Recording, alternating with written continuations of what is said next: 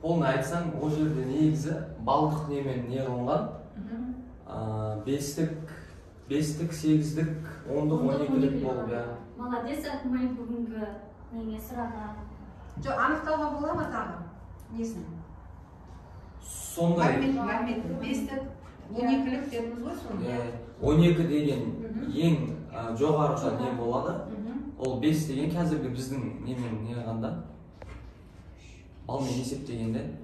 Ал 3 деген жаңағы 5, біздің 5 деген оларда уже 3 болғанда. 8 дегеніміз уже 4 болып бағынайды. Сұрақ, келесі кім жауап береді? Сұрақ.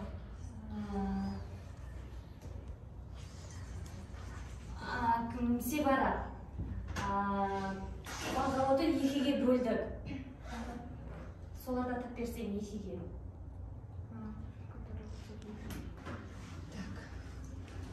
Сол сұрақты келесі сұраймыз.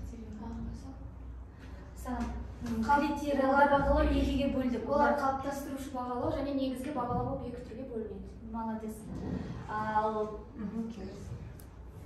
көркем критерияларды бағалау дегеніміз 2-ге бөлдік. Оларды да тап беріп берсең. Формативті, молодец. Сұрақ. Әсеулеге Сұрақ өзіңізге қаратыңыз. Сұрақ. Негізгі бағалау дегенді қалай түсінесің? Негізгі бағалау Назакеге қойсақ. Өзіңіз. Негізгі бағалау дегеніміз бір тарауға байланысты қалыптастырушы білім беретінді негізгі бағалау деп аталады. Бағаламыз. Бүгінгі сабақтың барысында ат салысып отырған Акмай барынша жауап берді деген ойдан. Акмайға 4, Севараға Нақты, честный баға. Неге ат салысып отырған жоқ, 3. Бауыржанға да 3. Башын менің сұрақтарыма жауап берген жоқ, айтқан жоқ. Жұлдыздайға 5, өйткені ат салысып отырды барынша. Көркемге 4.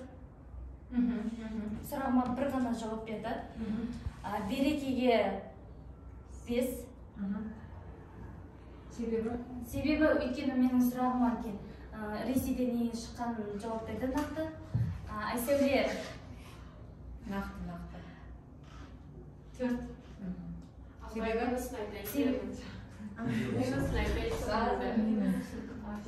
Бүгінгі сабағымыз осымен аяқталды. Сіздерге көп рахмет. Сау болыңыздар.